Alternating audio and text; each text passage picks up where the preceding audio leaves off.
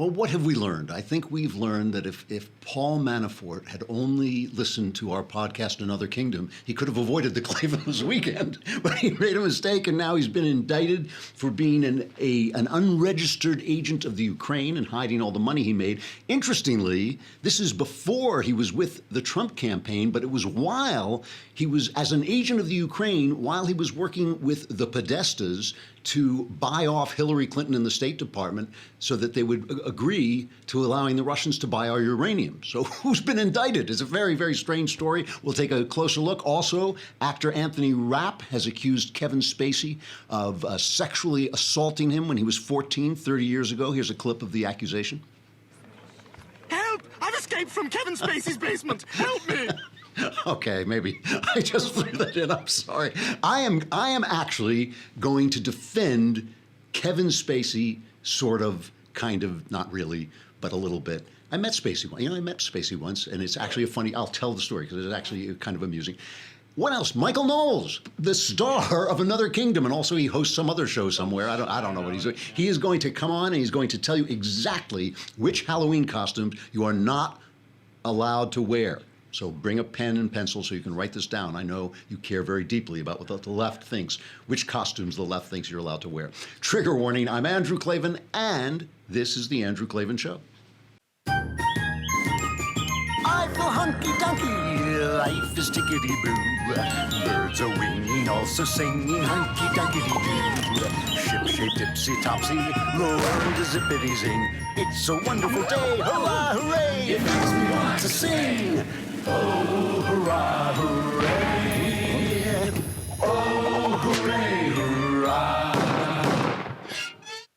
All right, hooray, hurrah! Does that sound better? I was a little low there. I was clutching my leftist tears mug, and I let it get in front of the microphone. But you too could have a leftist tears mug if only you would subscribe for a lousy $100 for a year. You get a full year for $100, and you get the leftist tears mug. It means you get to be in the mailbag. You get to ask questions while you're in the mailbag. You can write questions, and then when we take you out of the mailbag, you can hand us the questions. And it's only a lousy $10 a month to do that, and then you get the whole year for $100, and you get the leftist tears tumbler.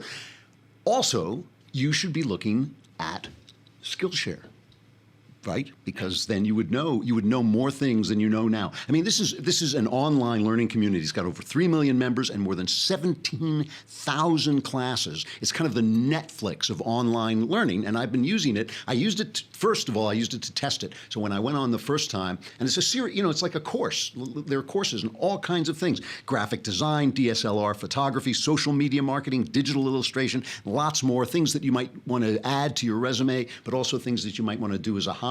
I went on and tested the writing instructions because I figured that's something I know about, and they were good. They were really good advice on marketing, which is not something I'm as good at. And when Knowles and I did Another Kingdom, we were having so much trouble getting the things mounted. I actually went on and took some of their podcasting classes as well. Their classes are taught by industry experts, experienced professionals. They're perfect if you're looking to build your career or start the side hustle of your dreams. Skillshare, and the other thing is you pay once and then you don't have to pay in the middle of the classes. You basically get their whole array of 17,000 classes and all the different things: design, photography, marketing, entrepreneurship, brand strategy, business planning, watercoloring, hand lettering. Yeah, I passed on the hand lettering, but other people might be interested. Here's what you do. Skillshare is giving my listeners a 1-month free trial of unlimited access to over 17,000 classes. You go to www.skillshare.com/Andrew and you get a free month. www.skillshare.com/Andrew. You get a free month. It's worth trying out because once you see what you're getting, you'll think oh yeah, I can use this. It's really useful. All right, Paul Manafort's been indicted, former campaign manager of the Trump campaign. And so Mueller indicted him. This is the special counsel, obviously. Mueller indicted him for charges that he laundered more than $18 million in funds from his work for a pro-Russia party in the Ukraine through offshore accounts. So not only was he not registered as an agent of a foreign power, but he was also laundering the money, passing it through. It was him and Richard Gates. This is what he's accused of, obviously. You can, as they say, you can indict a ham sandwich. Though why you would want to indict a ham sandwich, I don't know. But you can indict anybody. It's just a charge. It doesn't mean he did it. But, this is all arising from remember there was that raid back in July where they burst into his house with their guns drawn and all this stuff. So it's a big indictment. And obviously, it seems obvious to me anyway, and I've covered a lot of court stuff as a reporter. It's obvious that they are throwing the book at him and hoping that they're going to get more stuff out of him. Now, one assumes that their target is ultimately the president, but who knows? Maybe Mueller is just going after him thinking, I want to squeeze this stuff out of you. It doesn't. The thing about it is, though, of course, if you put so much pressure on a guy, he might say anything, right? He might say, "Yeah, I'll give you whatever you want. I'll tell you what do you want to hear." So it doesn't make him as trustworthy as all that. But it is a big indictment. It's a complicated indictment. It's going to take him a long time to work this out. That means that anyone who hopes the Mueller investigation is going to go away really fast, it is not going to go away. Once the defense starts asking for discovery and this and that, this is going to take a long, long time just before it gets into a court. So the first thing about this that we have to talk about is that Manafort wasn't working for Trump during the time any of this happened. He was working on his own, and he was doing this stuff on his own. So before we get to that, because it's really important, the thing that makes Trump look bad is, why did you hire this guy if he was dirty, if he was, working for these Ukrainian people and all this stuff? And was it to get at some Russian catch of dirt on Hillary Clinton?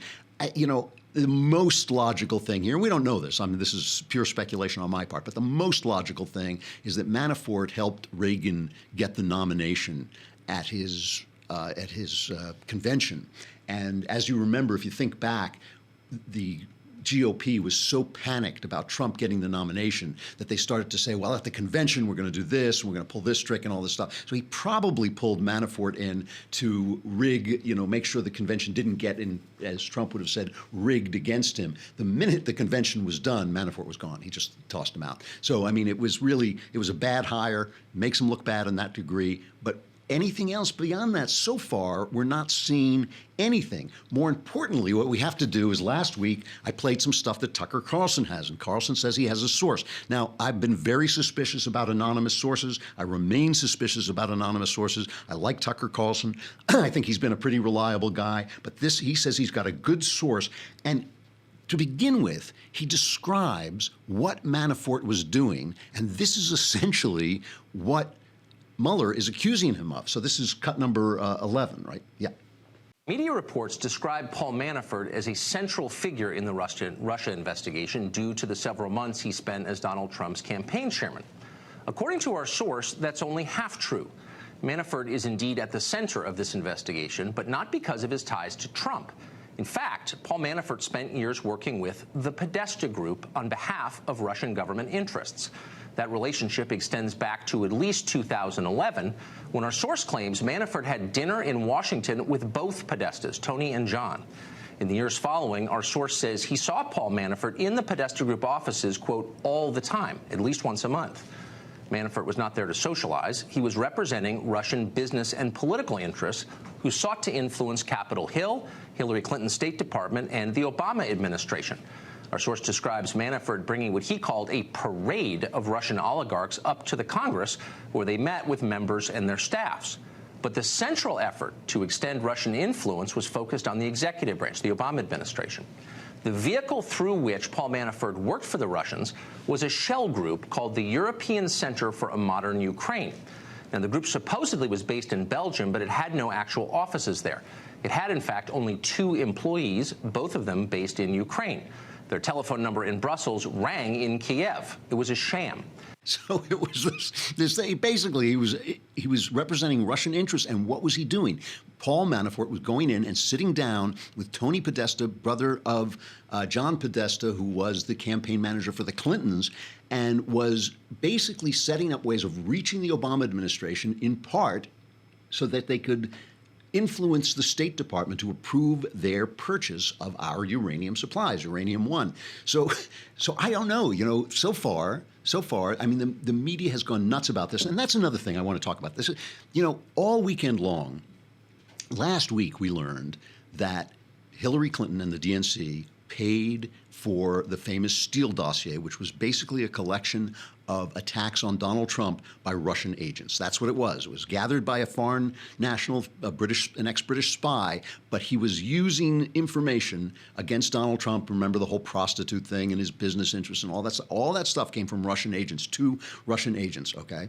So we learned last week that this was Hillary Clinton, and Hillary Clinton and the DNC had paid for this, which suddenly didn't matter. All of a sudden we were hearing, that's not a big deal. That's not a big deal. So then this Manafort indictment gets leaked.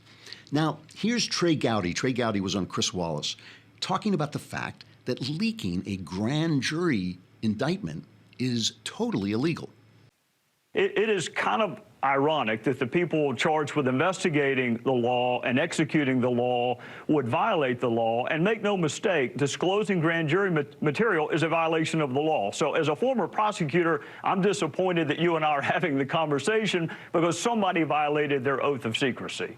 Now, obviously, it seems obvious to me that someone, we're going to get to whether Mueller himself is reliable, but someone in this investigation leaked this to CNN for the specific purpose, I think, of getting the Hillary story off the air, of trumping, as it were, the story about the fact that Hillary was colluding. All these charges about Donald Trump, we now know are true of Hillary Clinton. We know they're true of Hillary Clinton, and we know that there are leaks. You know, this is a big deal, this way of leaking things and a way of working with the friendly press.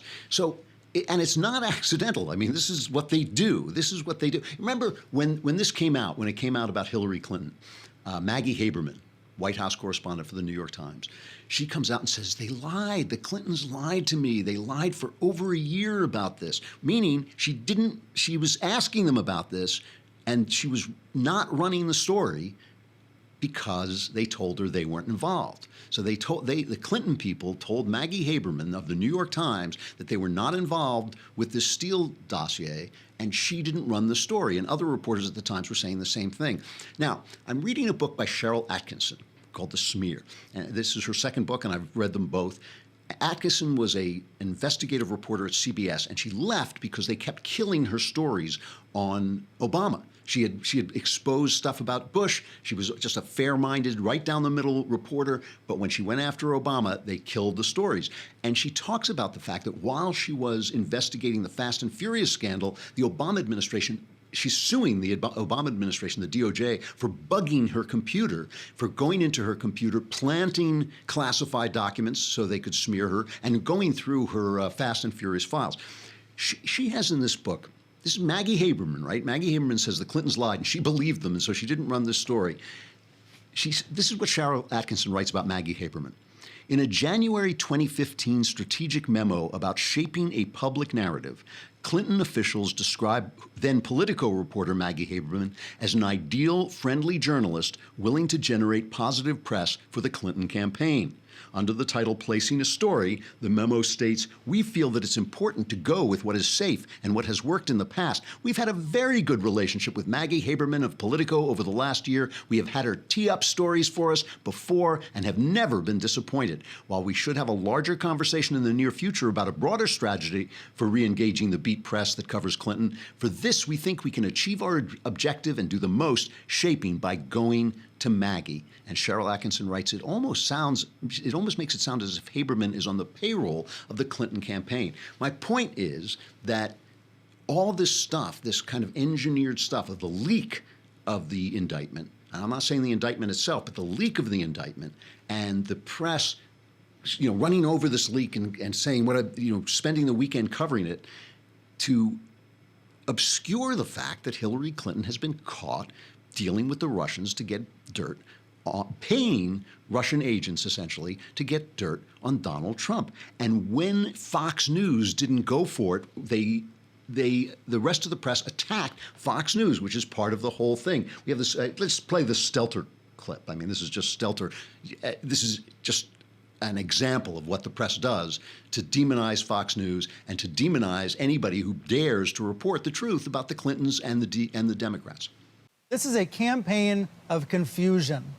It is one of the most important things happening in American politics today.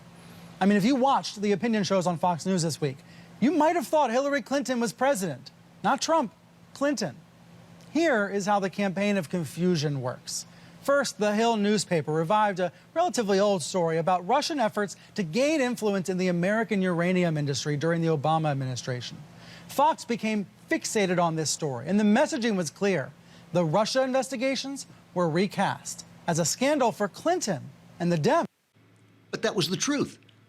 He's accusing Fox of telling the truth. He is accusing, and Jake Tapper was doing it on Twitter, saying, why are they covering this? Why are they covering HRC? But, that Hillary Clinton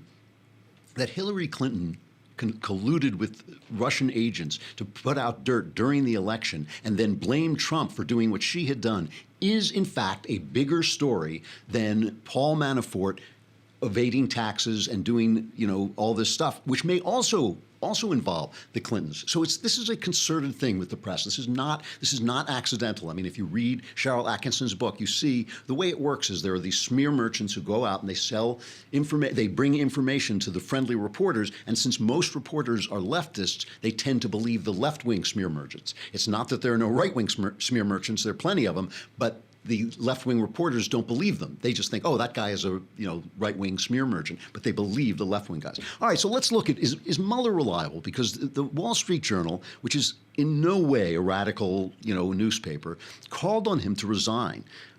They said that because of this dossier,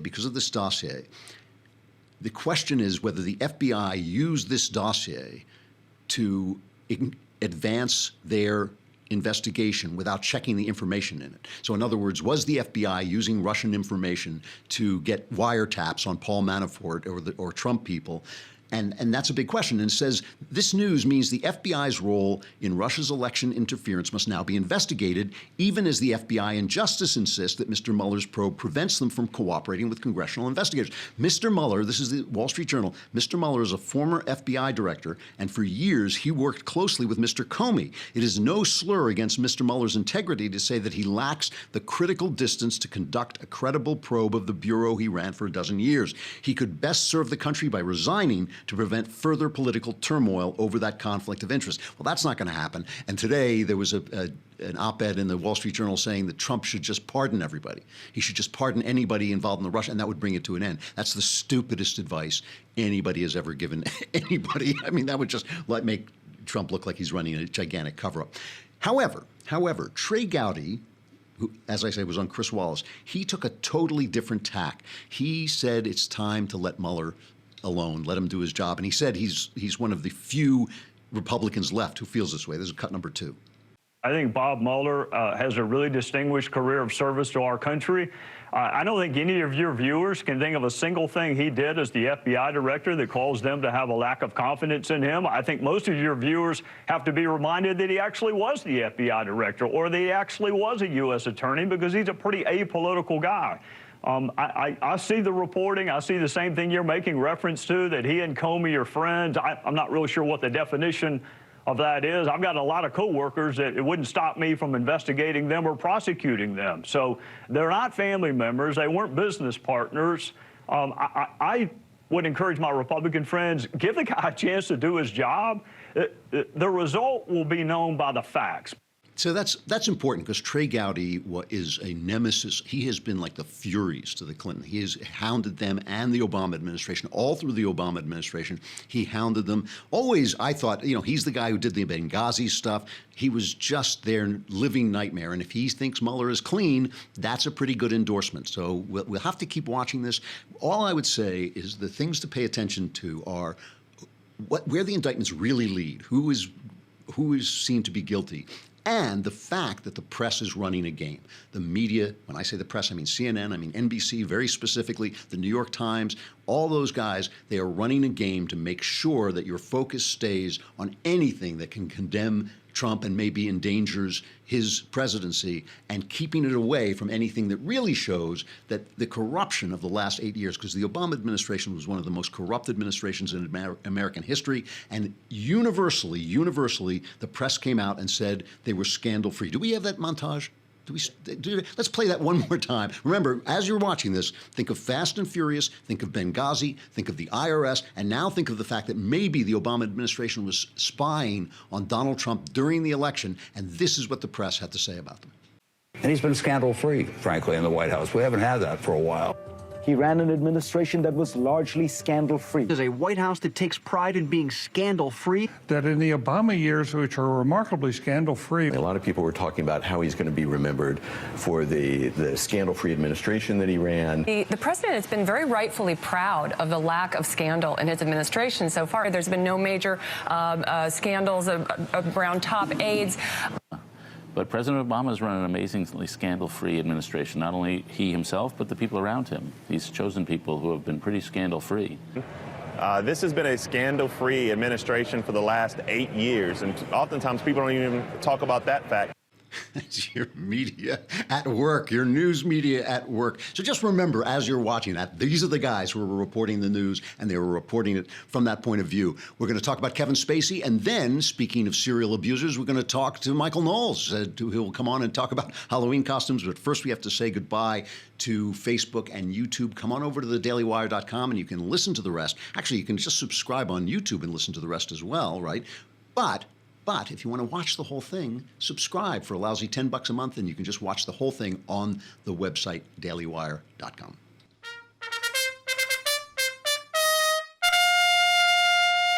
All right, so actor Anthony Rapp says when he was a 14-year-old, Kevin Spacey invited him to a party. And somehow his parents allowed him to go to this party. And he got there, and Rapp says he was the only kid there, so he got bored. And so he went into Kevin Spacey's bedroom and sat and watched TV until about midnight, when Spacey came in drunk, and they were alone. And Rapp suddenly realized, this 14-year-old boy realized they were alone. Spacey picked him up, carried him to the bed, got on top of him. Rapp got out, and Spacey said, "Are you sure you want to leave?" And Rapp left. And now he has brought this out because of all the stuff about Harvey Weinstein and all this stuff. And Spacey, in what I thought was a really dumb move, came out and said, I don't remember this, but if I did it, it was bad behavior, drunken behavior 30 years ago. This is 1986 he's talking about. But it brings me to the point where I have to be honest and live my life as a gay man. And so, of course, immediately on the left, it was like, oh, well, in that case, the big story is that Kevin Spacey's gay. Let me tell you something. Back in the 90s, I was at an award dinner for Michael Caine. And at my table was Kevin Spacey. And he showed up a little bit late after the ceremonies began. He says that he's been a lover of both men and women. I don't think so. Spacey, he was flamboyantly gay. I mean, there was no pretense. He was with two young, legal age, but young, strapping, kind of male model types hanging on his arm. They were hanging on his arm, and he was like, "Hello, everyone," that kind of, he was like Noel Coward or something like this. There could be no question that this guy coming up to the table was a gay man with his two lovers. Everybody there, nobody had any qualms about it. Nobody saw it was like Kevin Spacey. Everybody knew. I knew, and I'm not that big a Hollywood insider, but I knew Kevin Spacey was gay. So this he's just saying this to divert attention from this. However, I would like to point out, without in any way defending going after a 14-year-old boy, I'm not defending that in the least. He did a bad thing. He said he did a bad thing. It would be a shame if we went from attacking alleged monsters like Harvey Weinstein and the guy, I've forgotten the guy's name at NBC, the journalist, Mark Halpern, who, these are guys who do things, right? A woman does not want to be alone with Harvey Weinstein. A woman doesn't want to be alone. If these allegations are true, I'm not saying they are, but if they're true, a lot of women are saying they are.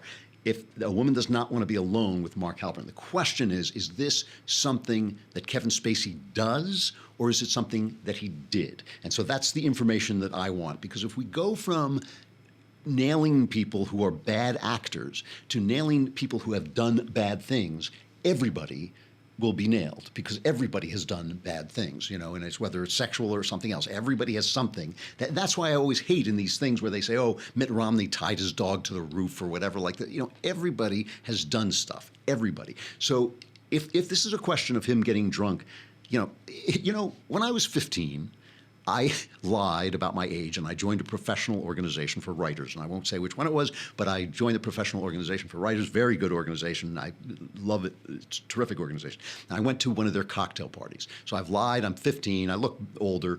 And I'm going there and I have a drink. And a gay guy started hitting on me. And I said, you know, pal, God love you, you know, go in peace, but that's not my thing at all. And he would not leave me alone. And he kept following me around the room, and he just kept coming after. I was gorgeous, by the way. So I'm just throwing that in. He would not leave me alone. And finally I said to him, look, I lied about my age to get here. I'm 15 years old. And then he really got excited. And finally I said to him, look, I have been as polite as I possibly can be. It's gone on for like an hour. I've been as patient as can be. I'm going to drop you. I am going to knock you unconscious if you don't leave me alone. And then he went away. And he went away and he started doing Barbra Streisand imitations for old ladies. That's what he did. And so, but if he had been a famous guy, and this was a professional organization, so he could have been a famous guy, I would not out him. You know, I mean, that was like something he did. He shouldn't have done it. I wasn't traumatized. I wasn't, you know, I never went back. I never went back until I was older, you know, and all this stuff. And I realized, kind of could process it. But people do dumb things. They do bad things. They do get drunk. It's not the right thing to do. Spacey did the wrong thing. If he does, if it now comes out that a 14-year-old boy can't be alone in a room with Kevin Spacey, then I say that's a problem. And then he's one of these guys, right? But if it's something he did, that's different than being something he does. So that is my mitigated, you know, I'm not going to dance on the grave of every guy who gets accused of doing something bad, because everybody, men and women both, have done bad things. I mean, you know, who would, what is it if we all got our just desserts, who would escape a whipping? Who would escape a whipping? You know, and it's like that's the thing. All right, so that is as nice as I'm going to be to Kevin Spacey, and I don't know the guy. You know, I met him, I said hello to them that one time. I have no idea, but so have we got Knowles? The great and powerful Michael Knowles? Yeah. Oh, my God. Hey, there he is. Right. Oh, and you're wearing your Rachel Maddow costume for Halloween. You know, I actually have been preparing my costume for the last forever. So I have been getting into the spirit of it to make sure that this Halloween is the most convincing ever. Well, it's how you're virtually identical. In fact, I wanted to bring up the fact that you and Rachel are never seen together at the same time, which I think is... That is true, and I have as much incriminating evidence about Donald Trump's taxes as Rachel does. So, you know. And I want to congratulate you on the incredible reception we're getting for Another Kingdom. Just for people who haven't heard, this is our new serial podcast. It's a story I wrote, Knowles is performing, about a Hollywood schlub who walks through a door and suddenly finds himself a murder suspect in a fantasy land, a weird, bizarre kingdom. But the reviews, we now have over 400 five-star reviews, many of which actually say that you're not a bad actor. This has been shocking. I will tell you, I assumed after the blank book that I would never, ever work in this town again. And then after meeting you in your bathrobe in the hotel room, you cast me in this very graciously. I have no memory of that. I appreciated it, yeah. You don't. This was 30 years ago. I was 14. We're confusing. 30 years ago or Thursday, I can't remember. There are so many of these Hollywood stories, it's hard to keep track. But but the reaction has been really good. We've got, you know, tens of thousands of listens and 400 reviews. I was talking to my dad about this, and we were discussing how great it would be if the way into Hollywood is conservative politics. That's a Betty Davis said. What's the fastest way into Hollywood? K Street. That's right. That's right. You'll be giving an interview. Yeah, no, I couldn't have gotten in if I hadn't been a conservative Trump supporter. That's with that MAGA hat. You have to wear it or you get blacklisted here. Yeah, it's been a lot of fun. And I will say I might have to retract my statement and your statement that conservatives are Philistines, because this conservative audience has been listening to fiction and art, and I don't know, maybe they've just been The real issue is that they hate Hollywood because the art is terrible. That may be true. And not only that, the reviews, and I do go on and read some of the reviews, they've been very smart and insightful. They're actually following what we're doing and, not just the story, but the whole idea of the thing. And it's cool. Yeah. Mm-hmm. And I think the reason we've gotten away with all of this is because it's audio. We don't have to wear costumes, which I think now is a federal crime. I think Mueller will actually indict you if you wear a costume that's offensive. Our audience is waiting on tenterhooks because, tomorrow Halloween's tomorrow, right? Yeah. So they want to know. I mean, they want to know which costumes the left doesn't want them to wear because I know how concerned they are about this. So I do have a complete list. Okay. Of costumes that you're allowed to wear this Halloween. It's actually it's similar content to what I've been writing about. Nothing. You can't wear anything. You're not allowed to wear any costume. The main ones that the left... It's easy to remember, isn't it? It's easy to remember it. The ones that the left has mainly been griping about are... And to say this is a partial list doesn't do justice to partiality. You can't wear Moana. You can't wear Maui Boys. That Disney actually pulled that costume. It was so offensive. Wait, Moana's the Disney princess from Hawaii. Moana is the costume. Like, you cannot... It's a Disney princess from Hawaii. It has been, this is no joke. I went into a Party City over the weekend because I was going to a party and I obviously wanted a Moana costume. Of course, yeah. I asked them, I said, are you guys all out of Moana?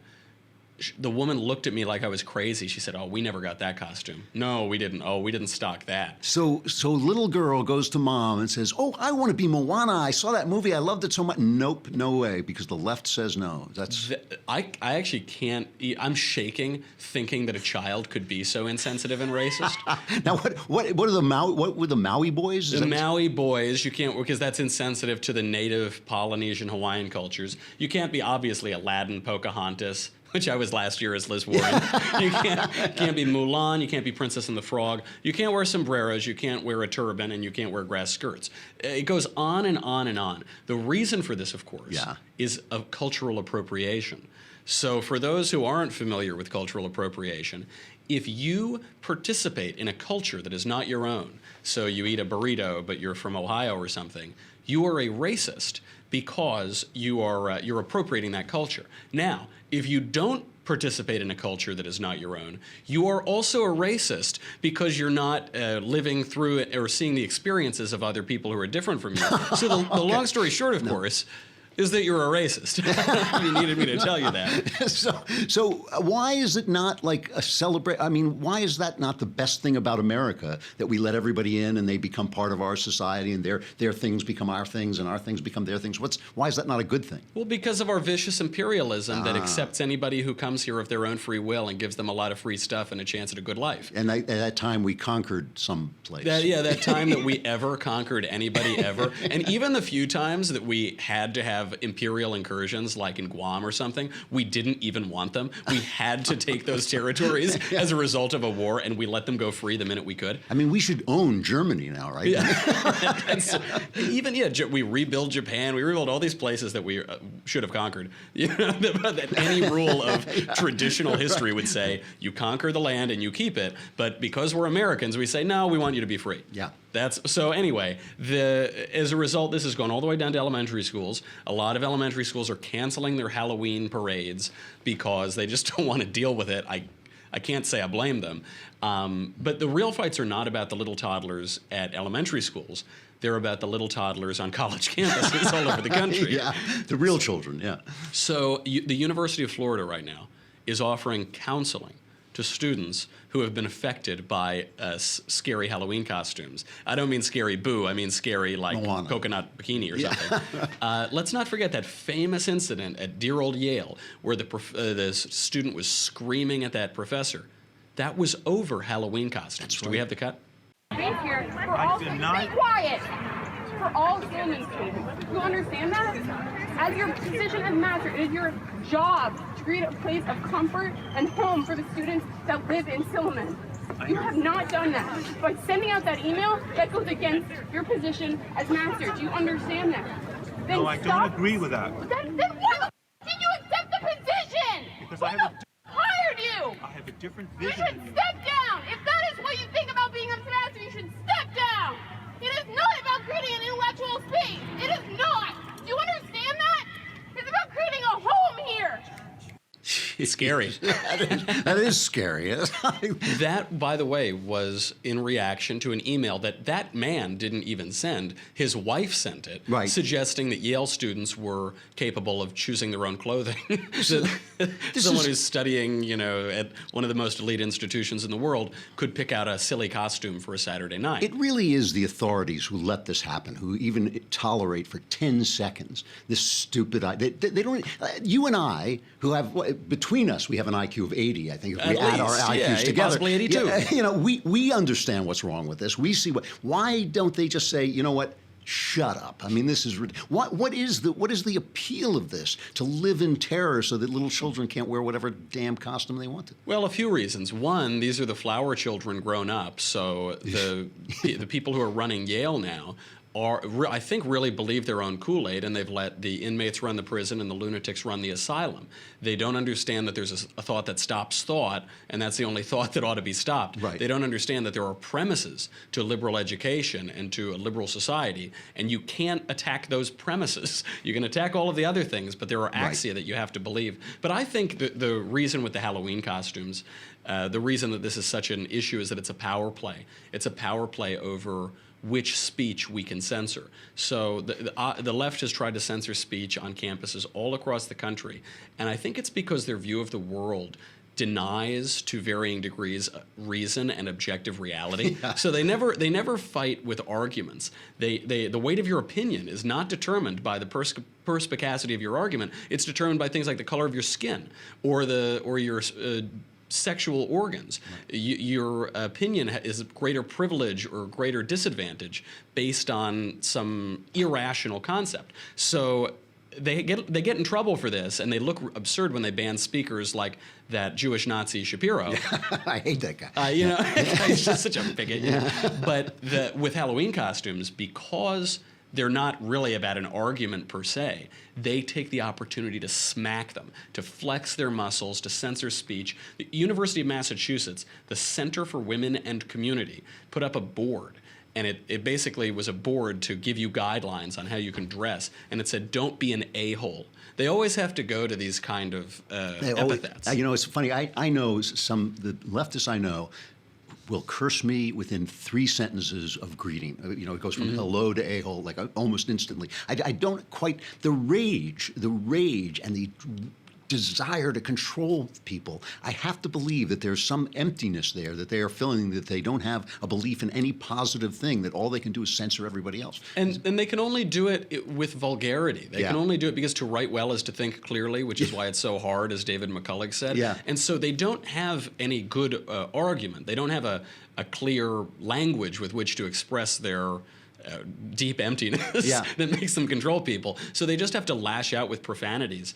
I mean, they're literally, at the University of Massachusetts, they put up different flow charts and different degrees of danger so that you could do, it's called SCREAM. It's the Simple Costume Racism Evaluation and Assessment Meter. That has got to be satire. Well, that's what I thought, and I'm still not totally sure. Yeah. By all accounts, it's a legitimate flyer, but this does bring up Poe's law, which is that on the internet things are so absurd, and really in our culture things are so absurd, the internet culture, that you can't tell the difference between satire and reality. Yeah, they kind of merge as one. You know what really bothers me, and then I got to say goodbye, but what really bothers me about this is, like, kids want so little out of life. They want mom to love them, they want a cookie, they want to dress up as their favorite princess. Well, leave them alone, for crying out loud. Well, the best part, so the Moana costume has been at the center of all of this, and Cosmo ran this big piece that said, the headline was, maybe don't dress your kid up as Moana this Halloween, this very condescending thing. It said, if your kid wears a racist costume, you're kind of wearing it too. Encourage your kids to step back and realize they're awash in privileges that the real Moanas and Tianas of the world will never see, because the world is full of racist a-holes. This is the big piece that went viral. Yeah. Now, Cosmo has a piece out today that's that it's about a casting call that went out from Disney. It says, quote, "Did you wake up this morning and think, how can I become a Disney princess while traveling the world? Good news, they're looking for princesses and princesses for their cruises." Somebody is not coordinating the articles. What are you talking about on your show? So today I'm going to talk about how Mueller is indicting Democrats. I mean, he's literally indicting Republicans. Yeah. But I don't think people have read through the indictment. The implications that this has for top Democrats, for Hillary Clinton's campaign chairman, for his brother, that's fine. You want Paul Manafort's scalp? All right, let's see who else goes down with it, folks. It's amazing. It is really amazing that, and you know, the press is going to not cover it for as long as they can. But if Mueller's honest, the Clinton people are going to be in real trouble. We'll see if he is or not. All right, Michael Knowles, star of Another Kingdom, and also that other show, the Michael Knowles Show. Oh yeah, I knew that one. Yeah, that's true. Yeah, watch that one too. All right, I'll see you later. Just to talk about, I have to.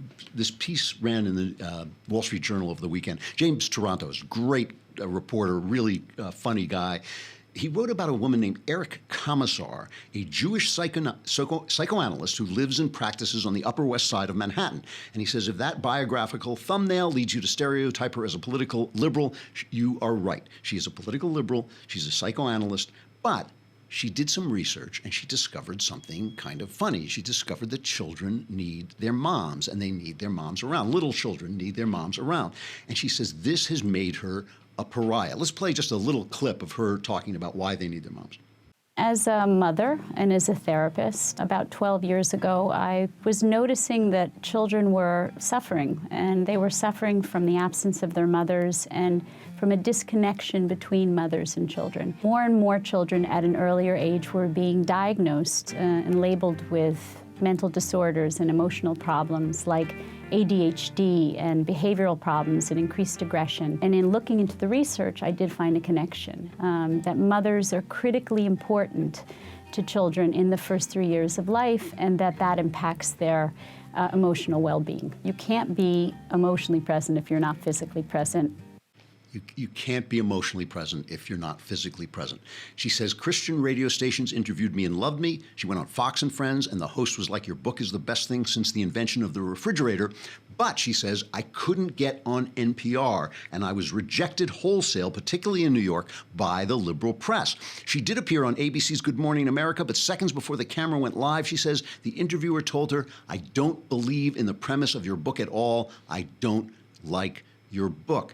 Now, here's the thing. I mean, which women are in the news media, right? They're not women who have to work because they have to put enough money together to put food on the table. They're not those women. They're the women who talk about those women so they can go to their big careers and not take care of their kids. That is who they are. And, I don't like your book. Who cares if you like it? The woman is obviously a scientist. She's a liberal. She's using this to argue that the government should take care of, give women time off of their work.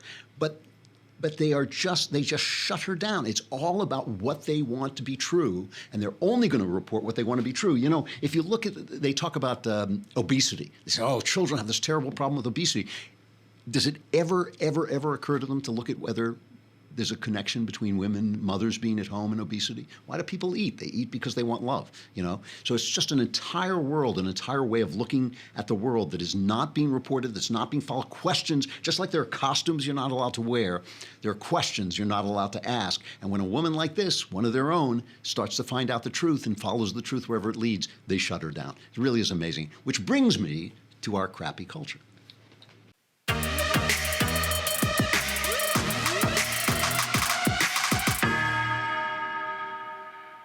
All right. So I watched the first episode of the second season of Stranger Things. I enjoyed the first season, so I watched the second episode, and I thought it was great. I mean, you were further into it than I am. Yeah, it's really good. This is Austin, by the way, the employee of the month at the at the Daily. I didn't even know we had an employee of the month, and if I had known it was you, I would have thought, what the? It means nothing now. Did they give you anything? Did they put your picture up or something? Yeah, I got a giant plaque on the wall with a terrible picture of me. Well, congratulations. You deserve it, he said, lying. No, that's great. But you're far into Stranger Things, and it remains good because the first one was dynamite. It really was. Yeah. So. Well, you know what we should play? We put out this video. This is a recap. If you haven't seen the first season, there's some spoilers in this. This is just a little bit of the Daily Wire's 3-minute recap of the entire first season.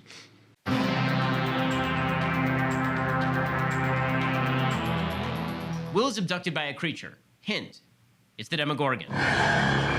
Will's mom and brother notice he's gone missing. While boys get bullied by mouth breathers, Barb is concerned that Nancy likes Steve. Nancy's great. Nancy's a 10. Why is she dating Steve? So Police Chief Hopper checks things out with Joyce while a secret government facility is investigating a gateway. A girl named 11 has escaped the facility. Barb is sucked into the Upside Down and killed. Seriously, look, Steve is fine, maybe for Barb, but... We don't have that much time. Can we please get through this? All right.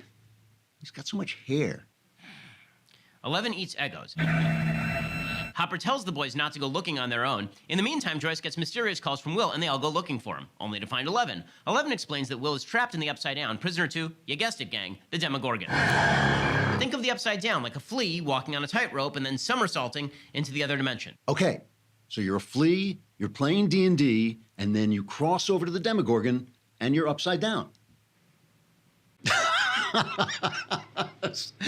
Knowles demonstrating which costumes you're not allowed to wear by wearing them himself.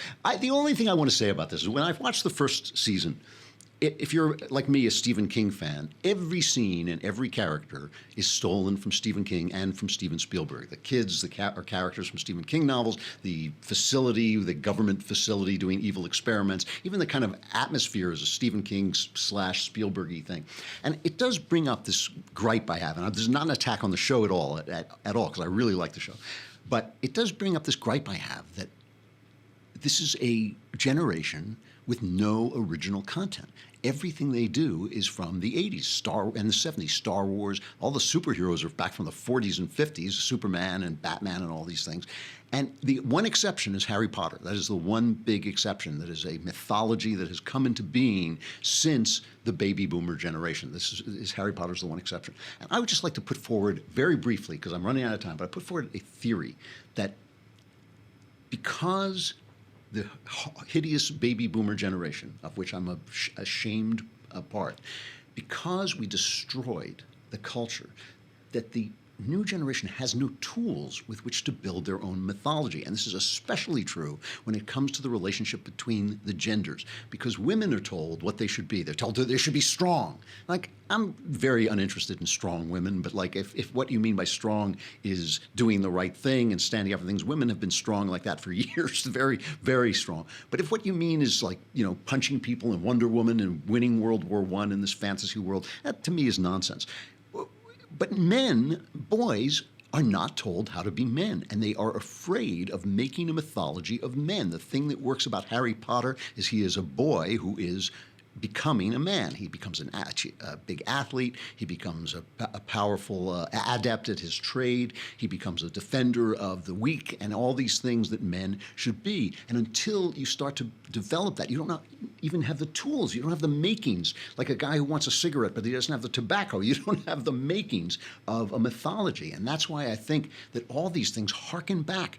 I mean, Stranger Things is wonderful, but it's a 1980s piece. I mean, it not only is about the 1980s, it could have been written in the 1980s, and all of the tropes in it come from the 1980s. And it's really interesting. I think that when I talk, I see in the eyes of younger people, when I talk about what manhood means and what femininity means, I can see this kind of like look as if I am speaking Swahili, basically, because they have never heard anybody say it, and they think it's daring, and they think it's like, and the left has wrapped them up in so much fear, what costume they can wear, how they can be a man, what they can say, what they can't say, that they are afraid to burst out and just say, you know what?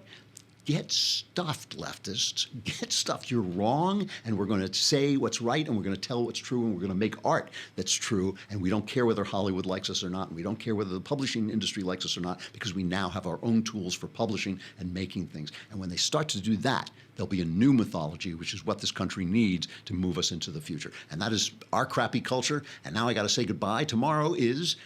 We have some... Tuesday. Yes, tomorrow's Tuesday, and we have some incredibly wonderful guest, but I don't know who it is. I'm Andrew Klavan. This is The Andrew Klavan Show. We will talk to you then.